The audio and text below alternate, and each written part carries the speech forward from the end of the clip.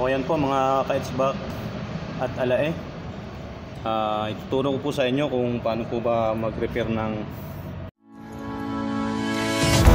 oil boot. Kuya rin na nyo at abaraya na.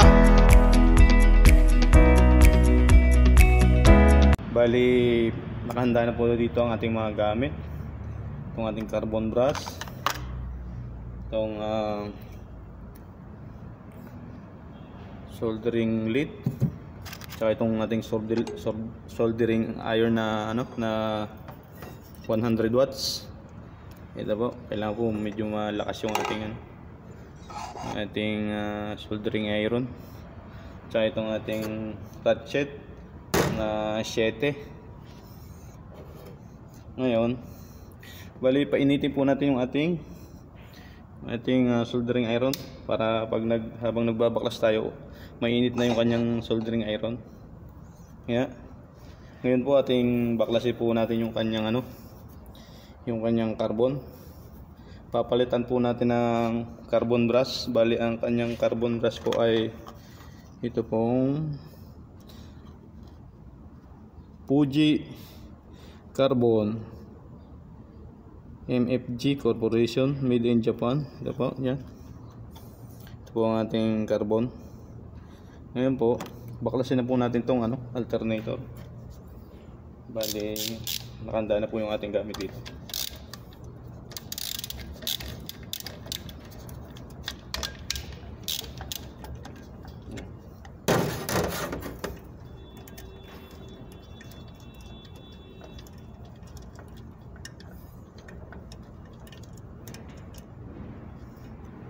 Bali, lapit po natin para kitang kita dyan.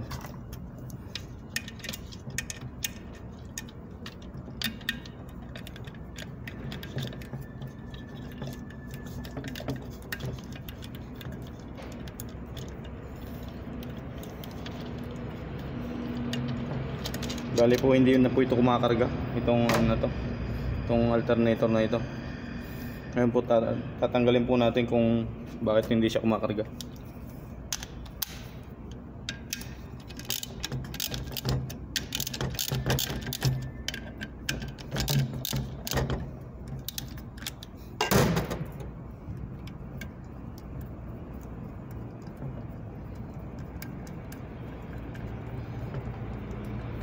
Subaybayan nyo po itong aking video para matutunan nyo po kung paano po ba magpalit ng carbon nito.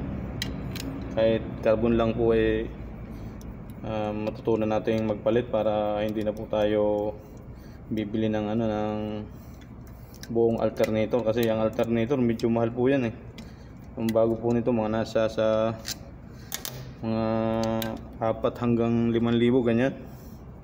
Kaya kailangan pong malaman natin kung paano mag-repair.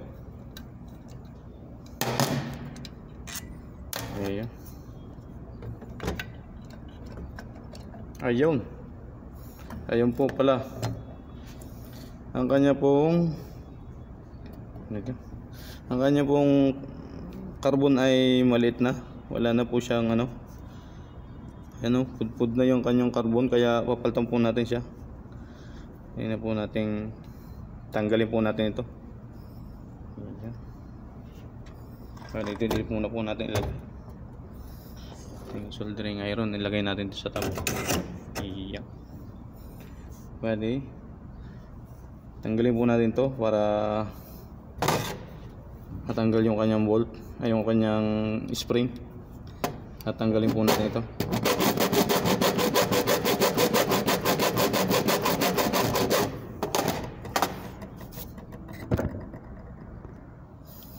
Ayan po, tanggal na po natin.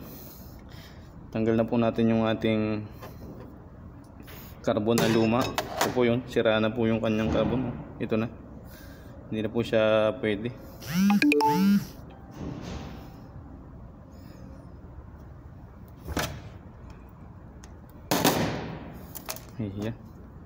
Ito po, wala na, sira na. Yan. Tapos yung isa,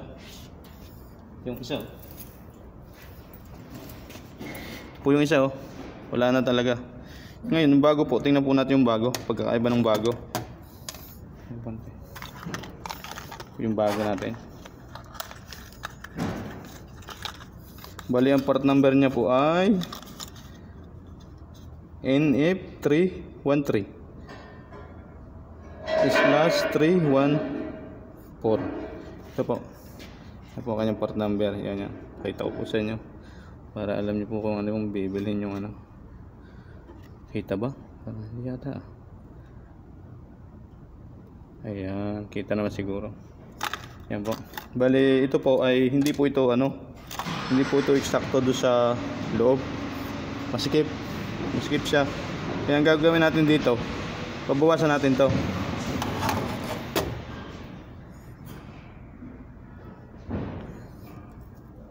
Bawasan po natin ito. Yan. Panoodin po ninyo ito para aware po kayo kung paano ba ito gawin o paano ba ito bawasan. Nilalagyan po ito. Yan. Nilalagyan po ito ng ba.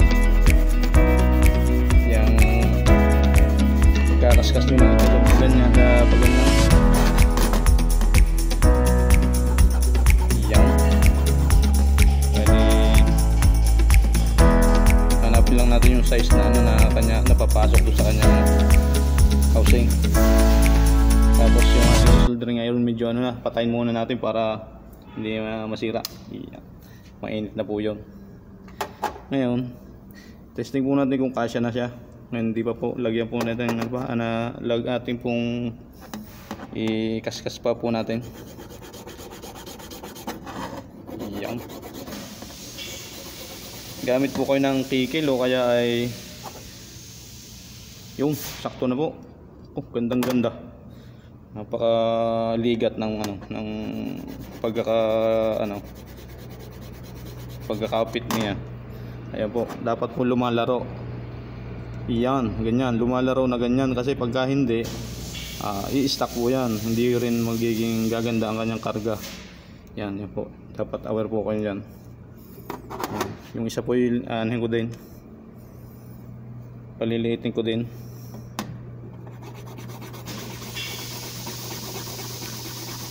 Huwag po kayo may inip na subaybayan para makuha nyo po ang diskarte kung paano ba pinapalitan ng carbon brush. Huwag nyo pong skip ang video para matutunan nyo po.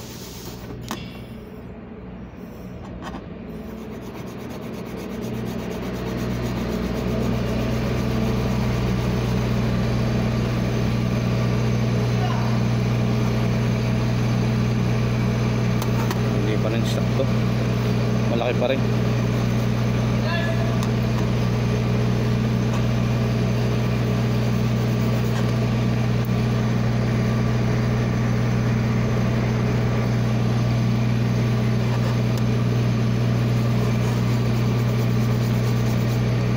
Kung gumamit kayo ng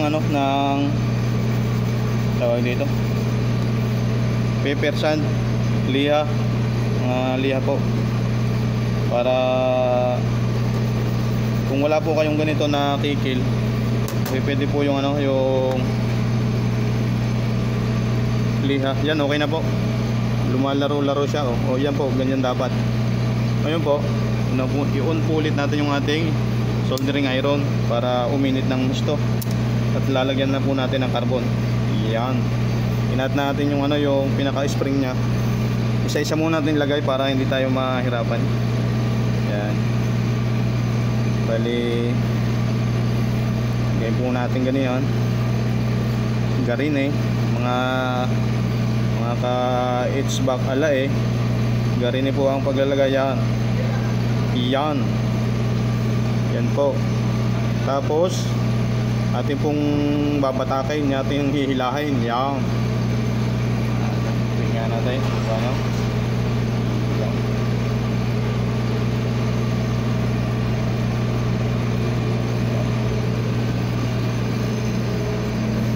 Hilahin po natin ganyan. Yan.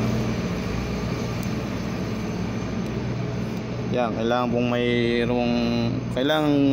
nakaangat na ganyan. Huwag po nating patatalunin yung wire para hindi siya masira. Yan. Ngayon po, hinangan po natin to ng soldering lead. Lalagyan po natin ito. Kasi maganda nito ay itali na natin kapag ganito para gawin natin dalawa para itali na lang natin. Yan.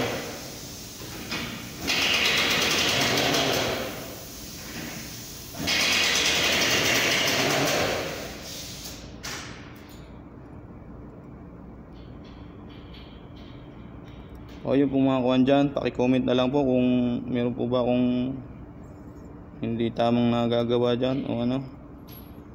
Baka may suggestion pa kayo na mas magandang paraan para mapadali ang pag-repair natin ito. Meron kasi ito dahil may spring, kailangan mo nung tansyahin yung spring.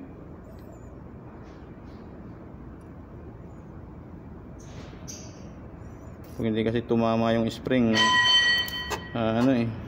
sasala yung kanyang iyaw. Lagay na natin yan.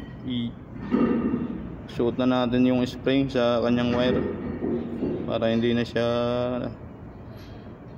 yan, para dire-diretso na paloob.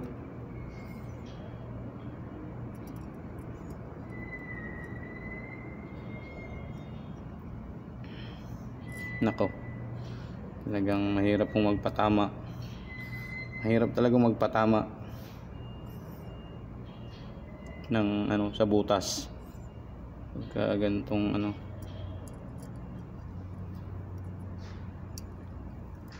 yung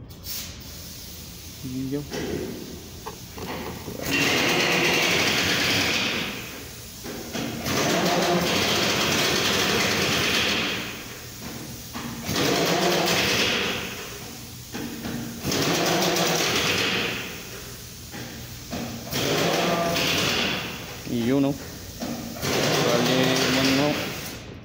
pumasok na po yung dalawa. Gagawin na lang natin ay ipipit natin ng ayos. Yung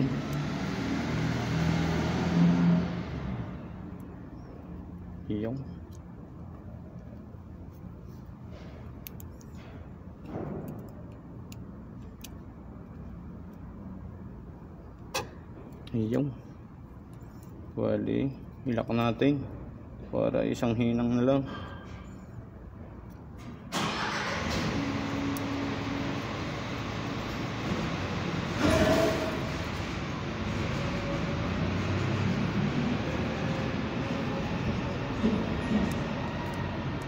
Yun. Sure po ay pantayan ganyan. Yan ganyan po. Tapos sinangan natin dito ng soldering iron para maayos na. Matapos na to. Parang natatagalan na eh. Iyan.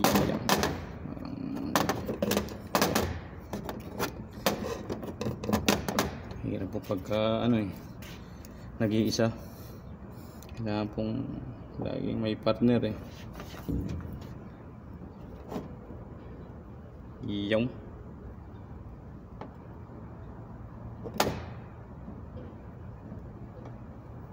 ayun.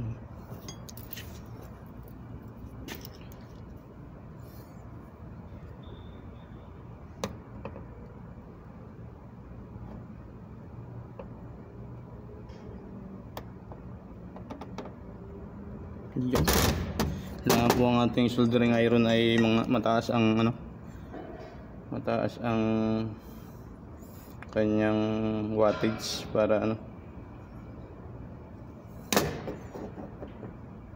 para maluto ng ayos yung kanyang kanyang soldering lead.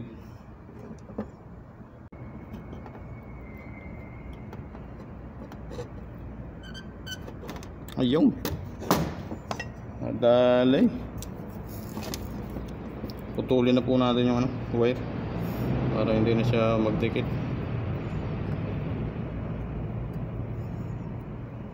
Yun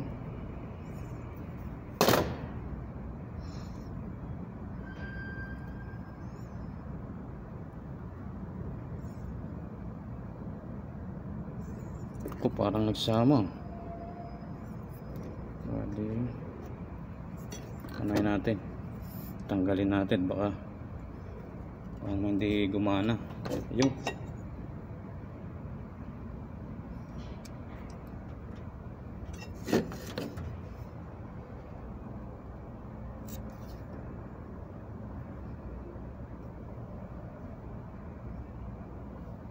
yun, oh, wala na nga, tanggal na yun, oh, yun, oh.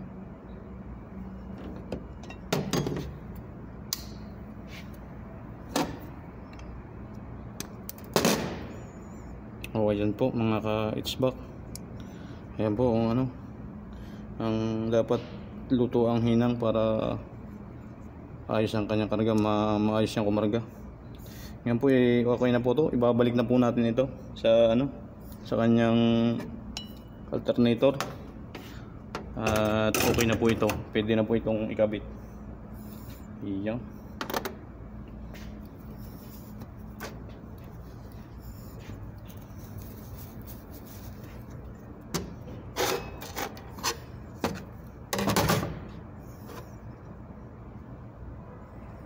Yan po, bali sa pagkakabit po yan, yan, ganyan po. Bali ipupus lang natin po ganyan. Iyong bali ganyan po, ano, iyong.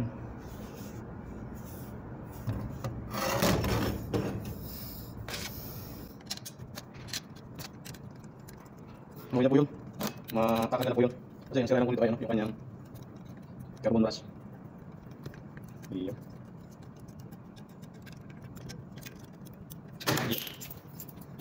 Hindi pwedeng magtrabaho sa bato dahil napatakang gamit eh.